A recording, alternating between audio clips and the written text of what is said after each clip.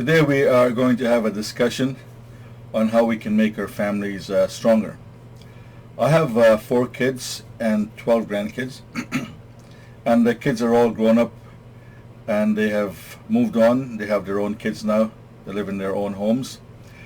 However, what I've found is that these approaches I'm going to share with you today are approaches that even they are using with their own kids. They have proven the test of time. So I'm going to share with you 5 of them, and you can then see if they're applicable to your family and test them on your own, and hopefully they help to make your family stronger. Number 1, establish weekly family meetings. So a family meeting will be something that takes place on the weekends at a time that is good for everyone. Would typically last for 15 minutes to an hour. And what you can do is put in place a blank board where family members can write anything they want to have discussed at the meeting. Kids are allowed to put items on the board. Parents are allowed to put items on the board. And then on the weekend, it's all organized and discussed and settled and resolved. We found that this was a very effective tool to keep communication going among all family members. It helped in planning. It helped in keeping the family organized. It allowed for kids to be given help when they needed homework. If school supplies needed to be bought, it was done so in a timely fashion. Family outings were planned. Vacations were planned. All kinds of different items were discussed and helped the family to stay strong and successful. Item number 2 would be to ensure that the family shares at least one meal together each day. There is the adage that says a family that eats together stays together. So if you want a family to stay together, both in the immediate and in the future, share at least one meal every day together. It might not always be possible, but for the most part it can work. We would do dinner times, and family members would share their day. If there were items in the news that needed to be discussed and explored and give the kids a chance to ask questions on, that was done. Any short-term issues that needed to be discussed or any short-term help that the kids needed were also resolved and discussed. So have meals together. Even now that the kids are all grown up and they live on their own, we do come back, and they do come back and visit, and we have meals together, and we go to their places and have meals with them and our grandkids. So it's worked very well. They enjoy those meals, we enjoy those meals, and it has helped to keep us stronger as a family. Number 3, if there are conflicts, and there will be conflicts, they must be settled within 3 days. Okay. Sometimes spouses don't get along. Sometimes parents and kids have their problems. Sometimes the kids have their own issues and problems. Whenever something happens and there is a problem, the 2 parties involved have up to 3 days to settle those problems, and preferably among themselves. Yeah, you get upset, you need to cool down, you need to regain perspective, you need to think through the problem, but ultimately it has to be resolved within 3 days. And for the most part, they got resolved within 3 days. Very rarely would we as parents have to get involved. Okay.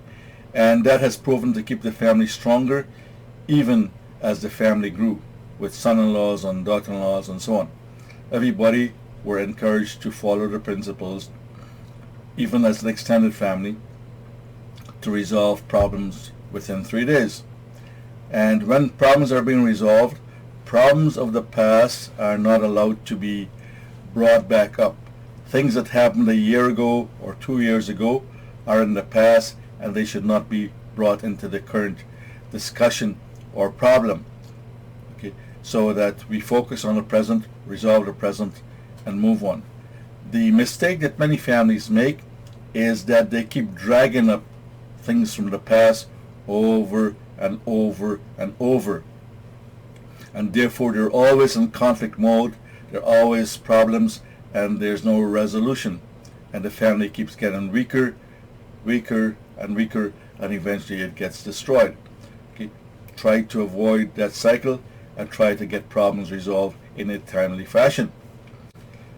Number 4, encourage all family members to practice effective communication skills. That includes listening skills, that includes communication skills.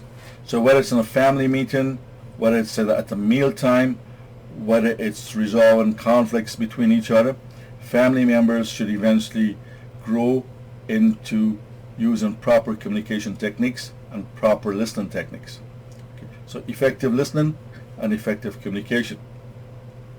The experts tell us that there are basically 3 types of communication. One-way communication, argumentative communication, and two-way communication. When the kids are growing up, for the most part, it might be one-way communication. Do this, do that. Why did you do this? Why did you do that? This is what you should do next time, and so on and so forth. But that mode of communication only works with very young kids. Eventually, you have to have a conversation. Eventually, it has to become a discussion. Eventually, it has to become a negotiation. And therefore, you have to work towards two-way communication. So, in the family meetings, at meal times, and trying to resolve problems, encourage family members to use two-way communication and to try to resolve problems by effective listening, by give and take, by negotiation, by compromise. Okay. You definitely do not want to have the family working with argumentative communication. And this happens especially with teenagers, where the kids are yelling and arguing with you and you're yelling and arguing with them. They swear, you swear, and in some families they even go to the point where they start throwing physical objects at each other.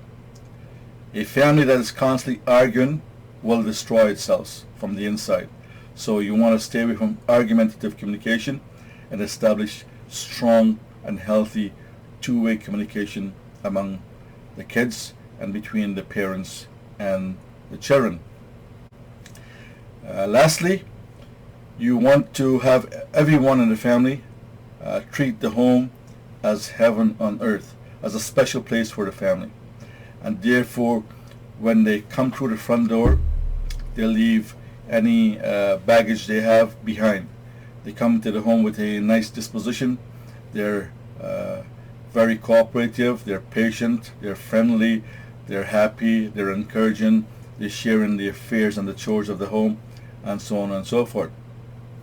So everybody understands that the home is a special place for the family, a place where people feel secure, where people strive for inner peace, where people are happy, and everyone helps each other. So make your home a special place on earth that all family members enjoy. Even when you have larger family gatherings, make that the case. It shouldn't be a case of a place of unhappiness, a case of confrontation, a case of misery and sadness. Make your home a happy place and a place where the family can enjoy itself. So there you have it. 5 approaches to making your family strong and stronger. Number 1, have weekly family meetings. Number 2, share a meal together. Number 3, if there are problems, resolve them within 3 days. Number 4, in all of the above, try to develop healthy communication and effective listening. And lastly, encourage each family member to make the home a special place, the family's heaven on earth. So try these techniques with your family and make your family stronger, and also share them with other families that you know that might be having problems, and if they were to implement these techniques, they can also make their family much, much stronger.